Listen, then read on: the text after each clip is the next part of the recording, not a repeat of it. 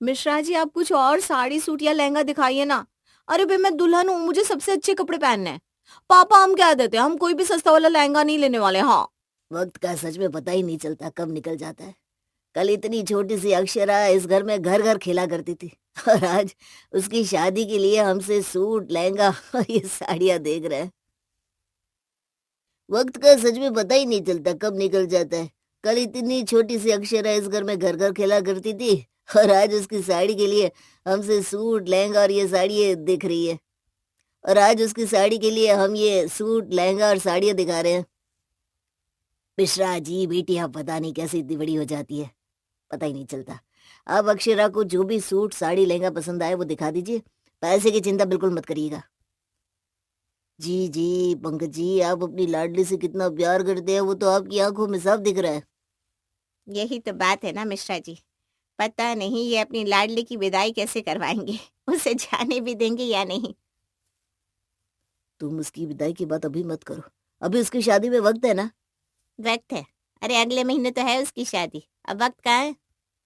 हाँ लेकिन अभी उसके जाने की बात मत करो।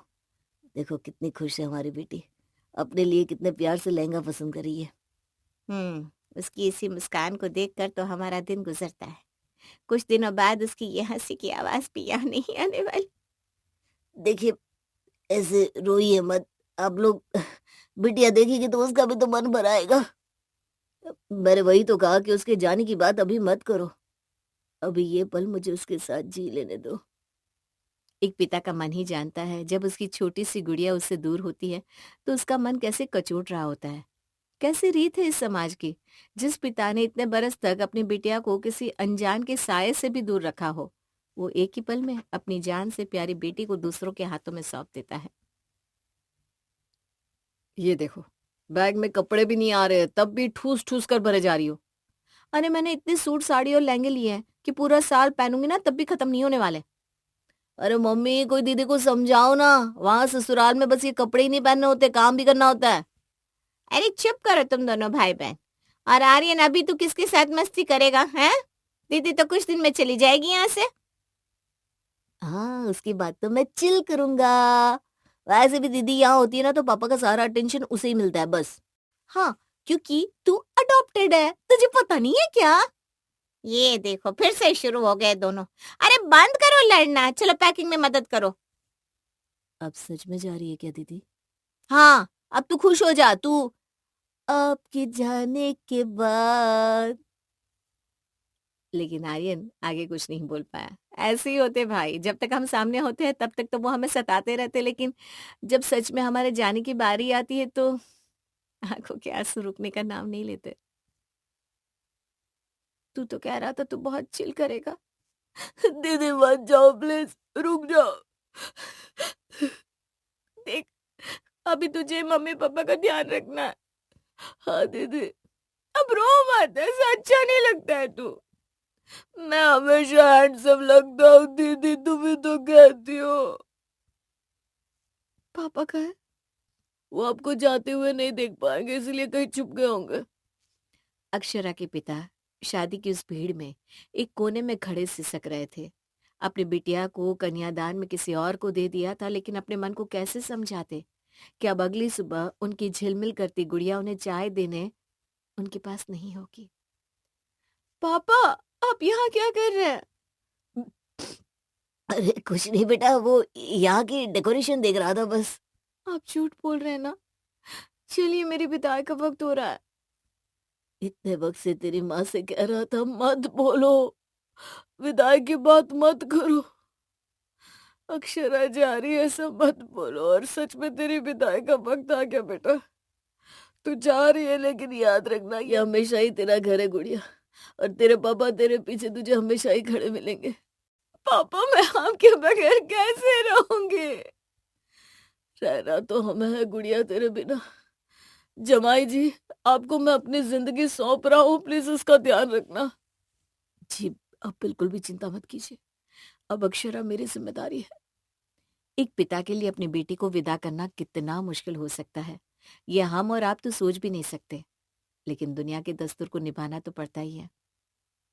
अक्षरा, तुम्हारे नए जीवन के सफर में ये तुम्हारा पहला कदम है। आओ, इस कलश को गिराओ और अपने नए घर में अपना पहला कदम रखो। वैसे तो हम देवर है भाभी, लेकिन आपकी जानकारी के लिए बता दे कि मैं और भाभी जी एक ही कॉलेज में पढ़ चुके हैं और एक ही उम्र के भी है। वाह, ये बात तो हमें पता ही नहीं थी। मुझे भी बाद में पता चला, जब मेरा और रोशन का रिश्ता तय हो चुका था। तो फिर तो तुम्हें इस घर में किसी दोस्त की कमी महसूस ही नहीं होगी। अब भैया आप कहाँ, हम कहाँ? अरे अब भैया आप कहाँ, हमें देखने वाले भी है वैसे भी। हाँ, मत देखना, भाभी के आने के बाद अब तो आपका बड़ा बेटा बस कमरे में ही दिखाई देने वाला है। बदमाश, कुछ भी बोलता है। चल, हम मस्ती मजाक बहुत हो गया, अब रोशन और अक्षरा को आराम करने दे। एक लड़की के लिए इससे अच्छी बात क्या हो सकती है, अगर उसका ससुराल उसे प्यार करता हो तो। अक्षरा की जिंदगी में रोशन के आने से जैसे उसकी हर प्रार्थना पूरी हो गई थी। रोशन अक्षरा से बहुत प्यार करता था और दोनों को देखकर ऐसा लगता था जैसे दोनों एक दूसरे के लिए ही बने हो। माँ, अक्षरा किचन में है क्या? दिखाई नहीं दे रही है। अभी थोड़ी देर पहले तो तू उससे मिला था। ये लो, भाई को तो अक्षरा के बिना एक पल भी चैन नहीं मिल रहा। तू चुप करेगा कि मार खाकर ही मानेगा? ये ले, आ गई तेरी अक्षरा। सुन, तू जरा उस कुर्सी पर बैठ जा। ये लो, बीवी के आते ही भाई का पास में बैठना भी अच्छा नहीं लग रहा। बोलो। अरे नहीं नहीं ईशान, तुम बैठो ना, मैं यहाँ बैठ जाती हूँ। नहीं नहीं, वहां नहीं। मेरा मतलब है, मुझे अगर कुछ चाहिए होगा तो। अक्षरा, तुम यहाँ आकर बैठ जाओ, मेरे भाई को खाना हजम नहीं होगा नहीं तो। ये लीजिए एक्स्ट्रा थाली माँ। क्यों, अक्षरा खाना नहीं खाएगी क्या? अरे वाह, क्या आप भी रोमांस की भाषा ही नहीं समझ रही है। दोनों एक ही थाली में खाना खाने वाले हैं। सब लोग हंसने लगते हैं। प्यार और खुशी से अक्षरा का प्यारा सा संसार किसी सपने से कम नहीं था, लेकिन एक तूफान ने इस संसार को बिखेर कर रख दिया। आज की शाम कुछ ऐसा संदेश अपने साथ लाई जिसे सुनने के बाद अक्षरा के पैर के नीचे की जमीन ही छीन गई। मुझे ले लेता भगवान, मेरे जवान बेटे को लेने की क्या जरूरत थी तुझे? मुझे तो यकीन ही नहीं हो रहा कि सुबह रोशन मेरे पाँव छूकर आशीर्वाद लेकर गया। उसके ये सब कैसे हो गया? किसी को कुछ पता है? हमें तो जैसे ही भाई साहब ने बताया हम तुरंत ही चले आए। भैया ने रॉन्ग साइड में कार ले ली थी, बस उसी में एक ट्रक से उनकी टक्कर हो गई। अक्षरा बेटा, तू यहाँ से गुमसुम क्यों खड़ी है? बेटा कुछ तो बोल। अक्षरा बहू को बहुत बड़ा सदमा लगा है। जब से रोशन की लाश घर में आई है, बस यूं ही पुतले की तरह खड़ी हो गई है। 8 महीने के हसीन पल जो उसने रोशन के साथ बिताए थे, ये सब अक्षरा के सामने घूम रहा था। उसे विश्वास ही नहीं हो रहा था कि उसके साथ आखिर ये सब क्या हो रहा है। उसकी मांग का सिंदूर हटा दिया गया, हाथ की चूड़ियां तोड़ दी गई और अब रंगों से भरी उसकी साड़ी हटाकर सफेद लिबास में उसे बिठा दिया गया। मम्मी, मुझसे दीदी की हालत देखी नहीं जा रही, प्लीज उन्हें ये सब मत पहनाओ। कोयल सी चहकती मेरी बच्ची आज यूं उदास सी निश्चित सी बैठी है, जैसे उसमें जान ही नहीं। उसने कितने मन से लिए थे ये सूट साड़ी लहंगे, अभी तो उसने मन भर पहने भी नहीं थे। रोशन की 12वीं होने के बाद मैं अक्षरा को यहाँ से ले जाऊंगा। मैं अपनी बिटिया को यहाँ नहीं रहने दे सकता हूँ। हाँ पापा, दीदी को हम यहाँ से ले जाएंगे। वैसे भी अब जीजा जी के बाद उनका यहाँ कोई काम नहीं है। किसी भी माता पिता के लिए उनकी बेटी को यूं सफेद लिबास में देखना कितना दर्द दे सकता है, ये बस किसी विधवा हो चुकी बेटी के माता पिता ही समझ सकते हैं। अक्षरा की जिंदगी कुछ महीनों पहले रंग और अपने पति के प्यार से भरी हंसी खुशी के साथ गुजर रही थी, और कहाँ अब उसे एक विधवा का खिताब मिल चुका था। अक्षरा कहाँ है? बस भी उसका सामान ही पैक करी हूँ। अक्षरा जितनी जल्दी इस माहौल से निकल जाए उतना ही उसके लिए अच्छा है। यहाँ रहकर वो बस डिप्रेशन में ही जा सकती है। अक्षरा चल बेटा। मैं एक बार माँ जी और पापा जी से मिल लेती हूँ। ठीक है। अक्षरा जैसे ही कमरे से बाहर जा रही होती है, उसे चक्कर आ जाता है और वो वहीं बेहोश हो जाती है। उसके माता पिता के साथ घर के बाकी सब लोग भी घबरा जाते हैं और ईशान जल्दी से डॉक्टर को फोन करता है। क्या हुआ डॉक्टर, अक्षरा को? घबराने की बात नहीं है, ये माँ बनने वाली है इसलिए बेहोश हो गई थी। क्या? अक्षरा प्रेग्नेंट है? जी, उनका दूसरा महीना चल रहा है। मेरे रोशन की आखिरी निशानी, मेरा रोशन वापस आ रहा है, सुना आपने? जी, मेरा रोशन वापस आ रहा है। अब मैं अक्षरा को कहीं नहीं जाने दूंगी, कभी भी नहीं, वो मेरे पास ही रहेगी। बहन जी, लेकिन अक्षरा यहाँ कैसे रह सकती है? उसे हम अपने साथ ले जा रहे हैं। नहीं नहीं नहीं, मैं एक बार अपने बेटे को खो चुकी हूँ, अब दूसरी बार उसे नहीं खो सकती हूँ। मैं अक्षरा को कहीं नहीं जाने दूंगी। उस पर अब हमारा कोई हक नहीं भावना, तुम बात को समझो। मैंने कहा ना, मैं अक्षरा को कहीं नहीं जाने दूंगी। अक्षरा, तू यही रहेगी ना बेटा, मेरे पास है? बताना बेटा। माँ जी, मैं वो अगर अक्षरा मेरे रोशन को लेकर यहाँ से गई तो मैं अपने आप को कुछ कर दूंगी। माँ शांत हो जाइए, आप ये क्या कर रही हैं? माँ जी, आप प्लीज शांत हो जाइए, मैं कहीं नहीं जा रही हूँ, आप प्लीज खुद को कुछ मत करिए। मैं इन्हें नींद का इंजेक्शन दे देता हूँ, इनसे इन्हें आराम आ जाएगा। अक्षरा की माँ बनने की खबर सुनकर भावना की ममता फिर से जाग उठी। उसे लगा कि उसका बेटा फिर से उसके पास आ रहा है, लेकिन अक्षरा के माता पिता को ये मंजूर नहीं था कि उनकी बेटी इस घर में रोशन की विधवा बनकर रहे।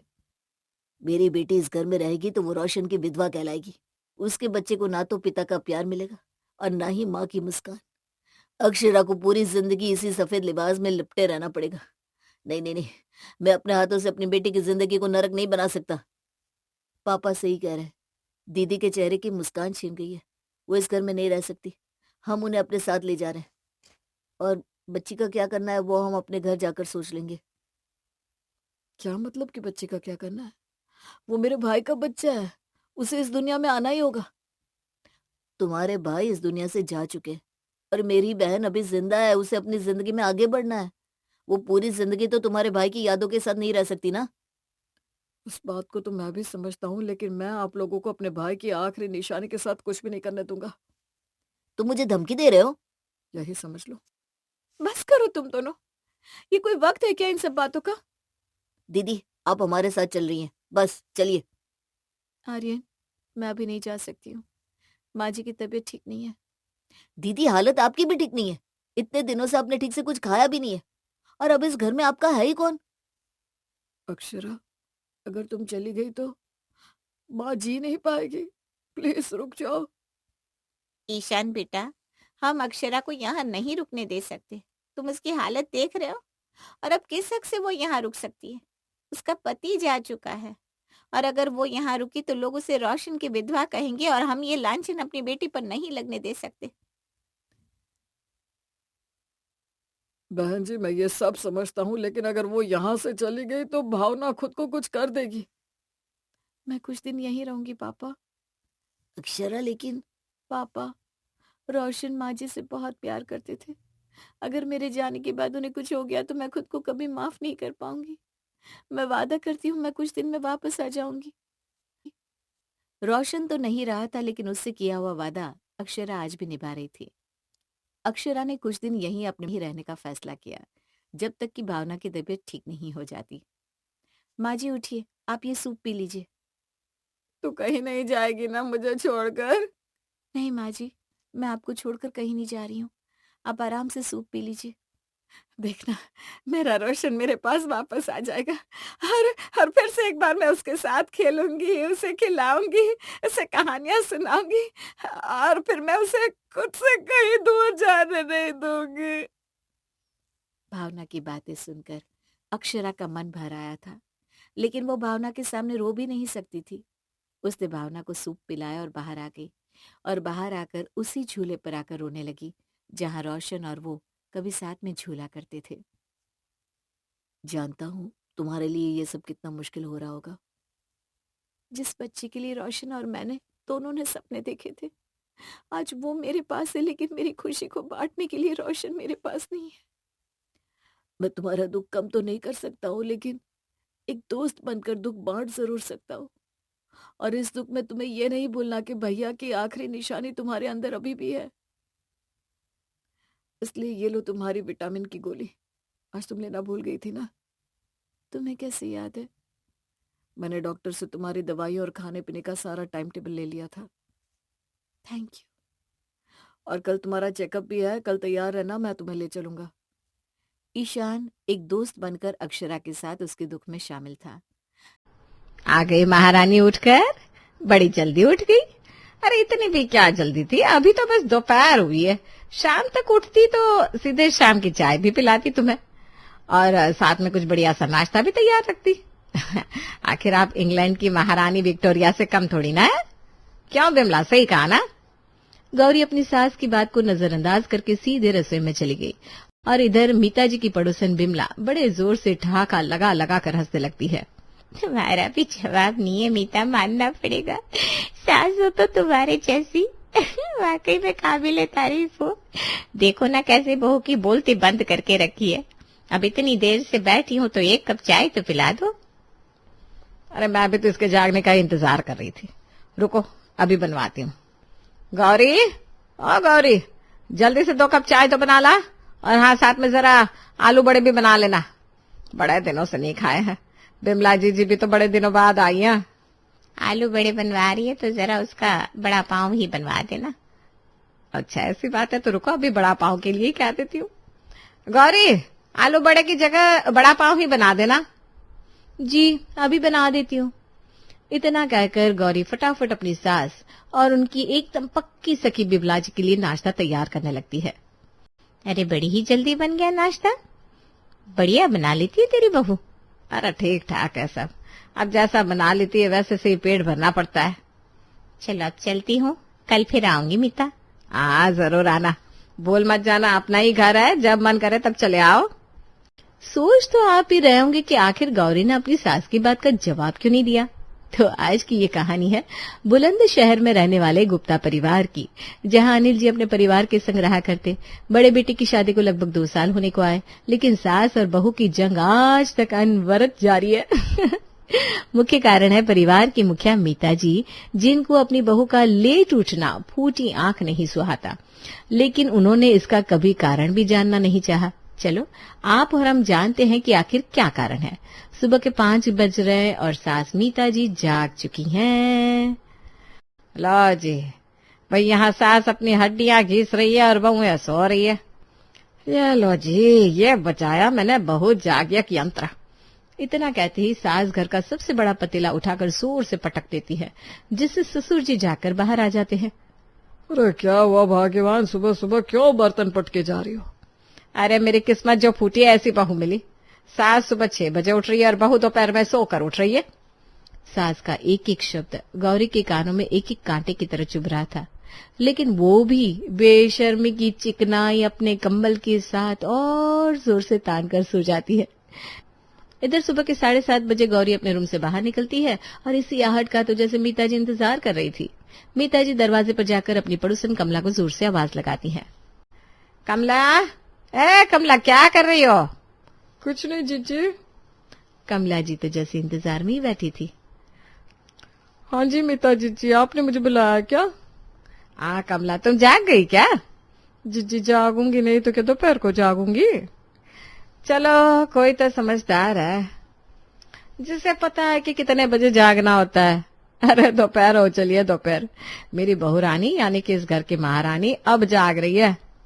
हाँ आपकी बहू तो है ही महारानी, और आप नौकरानी जो सुबह 6 बजे से उठकर काम में लग जाती है।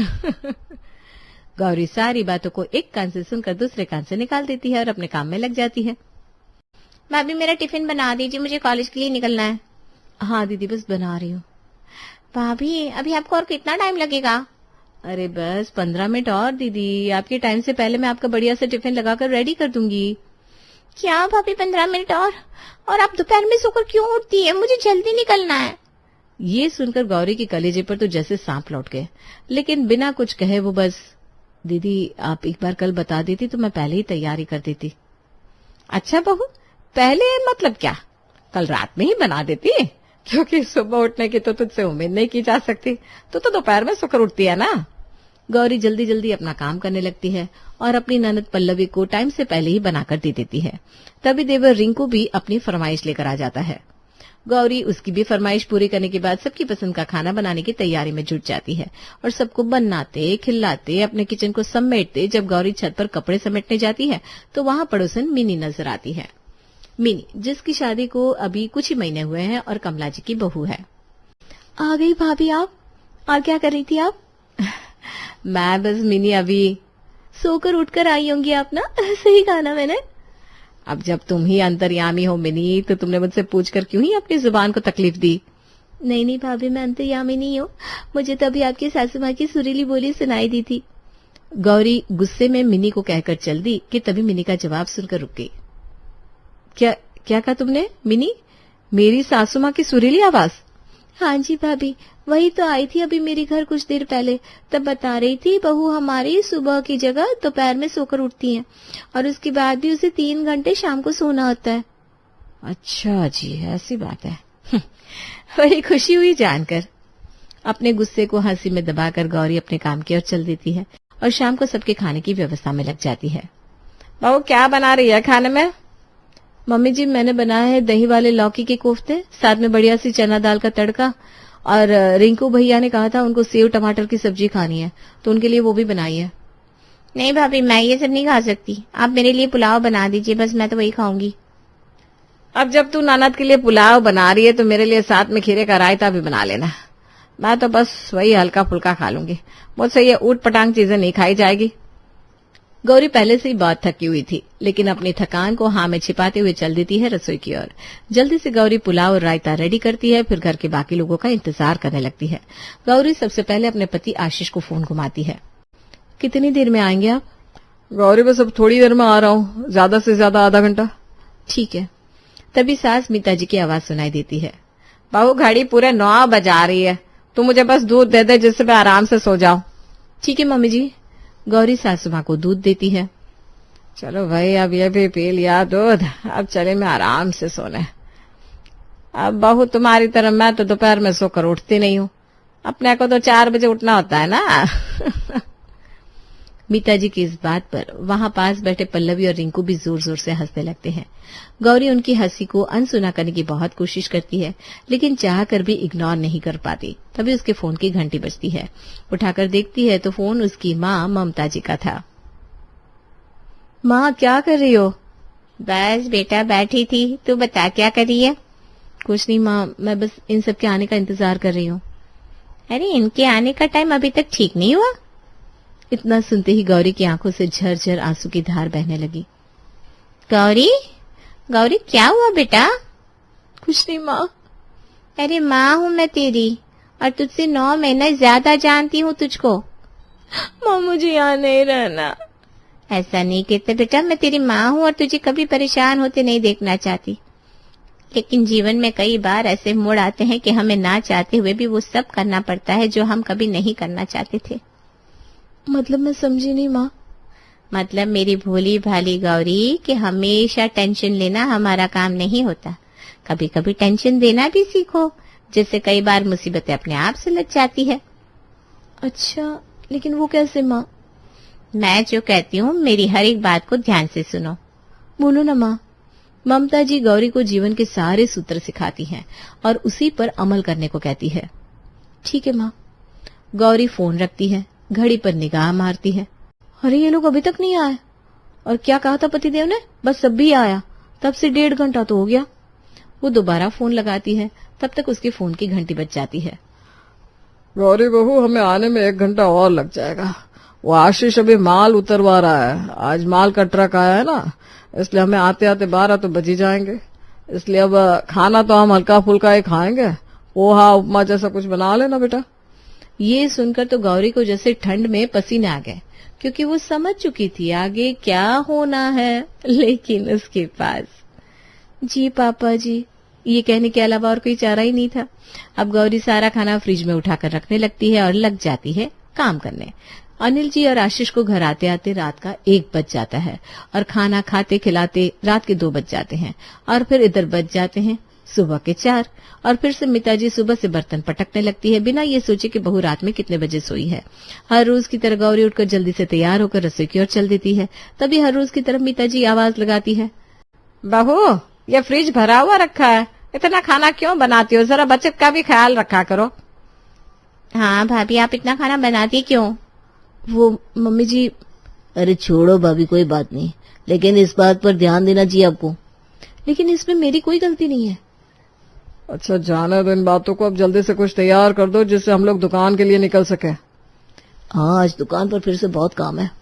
अनिल जी के मुंह से ये सुनकर अब गौरी का पारा 7वें आसमान पर चढ़ जाता है, क्योंकि वो इस बात से भली भांति परिचित थे कि आखिर इतना खाना बचने का कारण क्या था।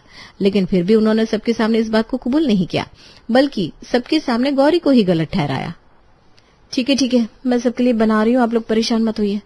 फटाफट से रसोई में जाती है और सोचती है, आज ऐसा चमत्कार दिखाती हूँ कि खाना बस 10 मिनट में तैयार हो जाएगा। गौरी कल के बचे हुए खाने को सबके सामने गर्म करके लगा देती है। ये क्या है भाभी? हाँ बहू, ये कल का बासी खाना। भाई हम तो ये नहीं खा सकते। फिर मीता जी अपना वही दांव फेंकती है जो उन्होंने आज तक ब्रह्मास्त्र की तरह यूज किया था। बहू तो दोपहर में तो सोकर उठती है, तब तक मैं आधे से ज्यादा काम तुम्हारा समेट देती हूँ। फिर तुम्हारे पास काम ही कितना बचता है, फिर भी तुम हम सबको ये बासी खाना खिला रही हो। फिर क्या मतलब है तुमको इस घर में बहू बनाकर लाने का? वैसे मम्मी की बात में दम तो है भाभी। हाँ भाभी, मम्मी बड़े ही अरमान से आपको इस घर में बहू बनाकर लाई थी। हमने कभी नहीं सोचा था कि आप ऐसा करेंगी। ये सबके मुंह से एक साथ सुनकर गौरी के कानों से जैसे खून बहने लगा हो।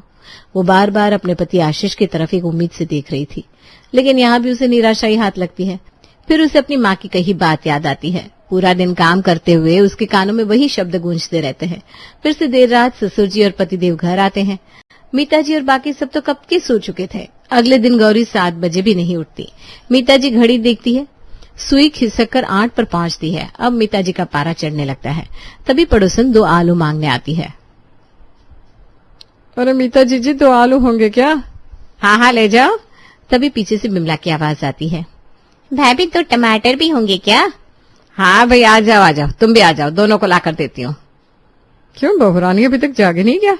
अरे देख लो तुम्हें दोनों, बहू नहीं महारानी है, महारानी दोपहर तक जागेगी। आज गौरी कमरे में लेटे लेटे सास मीता की बातों पर नाराज नहीं हो रही थी, बल्कि लेटे लेटे मुस्कुरा रही थी। मीता जी और उसकी सखियों को बात करते करते 9:30 बज जाते हैं और तब तक घर के बाकी लोग भी जागने लगते हैं। लाइए मम्मी, नाश्ता कहाँ है? आज कॉलेज जल्दी निकलना है। हाँ मम्मी, मेरे भी क्लासेस है, आज लेट तक चलेंगे। मुझे डबल टिफिन चाहिए, मैं सीधे शाम को आऊंगा। अरे तो अपनी भाभी को जाकर जगाओ ना। दोनों अपनी भाभी को कमरे में जाकर आवाज देते हैं। भाभी जाग जाओ, लंच बॉक्स चाहिए। अरे भाभी लेट हो रहा है। अरे गौरी जागी नहीं क्या अभी तक? देखो रिंकू और गौरी आवाज लगा रहे हैं। नहीं, आज तो मैं दोपहर तक ही जागूंगी। अरे क्या पागलपन है गौरी? ये पागलपन नहीं है, आज से इस घर में यही चलेगा। सब आते हैं, दरवाजा पीट पीट कर चले जाते हैं, लेकिन गौरी बाहर निकल कर नहीं आती। जब घड़ी 12 बजाती है तभी गौरी अपने कमरे से आज वाकई में एक महारानी की तरह तैयार होकर रौब से बाहर निकलती है। जाग गई गौरी, घड़ी देखो कितने बजा रही है। अरे मम्मी जी, आपने नहीं देखा क्या ध्यान से? देखिए आज मैं सही टाइम पर जागी हूँ, दोपहर ही तो हुई है। अरे मेरे यहाँ हाथ पैर टूट गए, तेरे देवर ननद पति ससुर सबके लिए नाश्ता लंच टिफिन तैयार करते करते, और तू कह रही है अभी दोपहर ही हुई है। अरे तो इसमें नई बात क्या है मम्मी जी, आप ही तो हर रोज घर का सारा काम करती है, मैं तो बस महारानी की तरह उठती हूँ। लाओ जल्दी से दो, क्या बनाया है? मुझे ना आज बड़ी जोरों की भूख लग रही है। क्या? मीता जी चौंक जाती है, क्योंकि उन्हें ये उम्मीद नहीं थी। अब गौरी पूरा दिन आराम से टीवी देखती है, एंजॉय करती है, फिर जैसे दोपहर के 3 बजते हैं तो फिर से अपने कमरे में घुस जाती है और शाम को 6 बजे निकलती है। चलो आज फिर से मिनी से मिलाती हूँ, बड़ी याद आ रही है उसकी। गौरी उससे मिलने चल देती है। कमला आंटी, ओ कमला आंटी, आपकी बहू कहाँ है? इधर कमला आंटी हाथ में आटा लपेटे हुए रसोई से बाहर आती है। क्या मिनी को क्यों पूछ रही हो गौरी? मुझे ना उसकी बहुत याद आ रही है तो मिलने चली आई। आप भी तो सासू माँ से मिलने दिन में 4 बार आती है, तो मैं नहीं आ सकती क्या? हाँ, अपने कमरे में जाकर मिल लो। आज कमला जी को ऐसा लगा कि उनकी चोरी पकड़ी गई हो। आज तो बड़ा ही रिलैक्स लग रही हो भाभी आप। हाँ, आज वाकई में 3 घंटे सोकर जो आई हूँ। मतलब पहले नहीं सोती थी क्या? फिर गौरी मिनी को अपने मन की पूरी बात बताती है। भाभी आप मेरी सास से मिली ना, देखी उनकी हालत। हाँ, आटे में सनी हुई थी। वो बस इसीलिए अब मैं भी उतना ही काम करती हूँ जितना जरूरी है, ज्यादा बिल्कुल नहीं करती, वरना मुझे ऐसे ही पागल कर रखा था। और ये सब मुझे ना बिमला आंटी की बहू ने सिखाया है, ये ब्रह्मास्त्र उन्हीं का दिया हुआ है। ये सुनकर गौरी चौंक जाती है। अच्छा जी, तो ये सब मेरे घर बस ज्ञान देने आती है और मजे लेना है, और बाकी सब अपने घर में परेशान है। अब ठीक है, मैं भी समझ गई हूँ इनको कैसे मजा चखाना है। अब शाम होते होते बहू फिर से 10 बजे अपने कमरे में जाकर सो जाती है और इधर पूरा घर भूख से बेहाल हो जाता है। मम्मी आप भी कुछ बना लो ना। अरे मैं क्या बनाऊं, तू बना ले।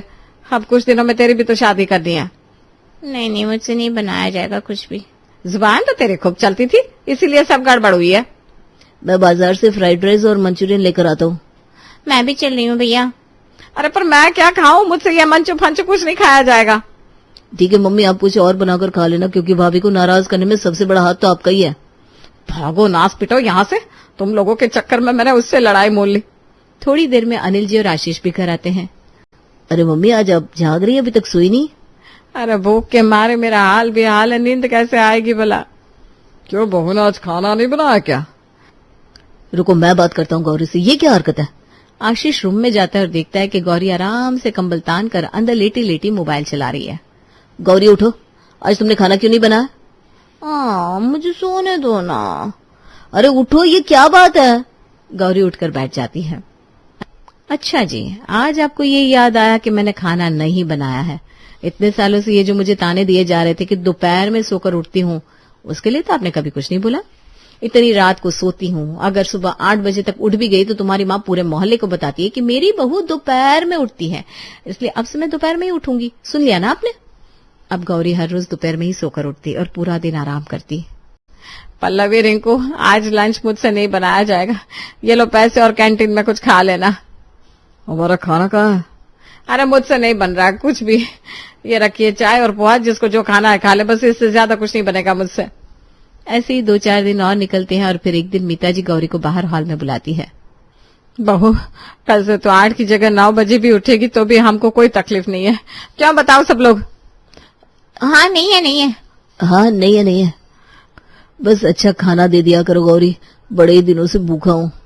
कोई बात नहीं, देर आए दुरुस्त आए, कल से खाना बनाऊंगी। आज एक दिन और बना लो आप लोग। अब मैं रात को 2 बजे सोती हूँ, ये तो आप लोग सोचती नहीं। अगर आप थोड़ी सी मेरी हेल्प करेंगे तो हमारे घर में सब शांति और खुशी से होगा, है ना मम्मी जी? हाँ हाँ बेटा, मैं समझ गई।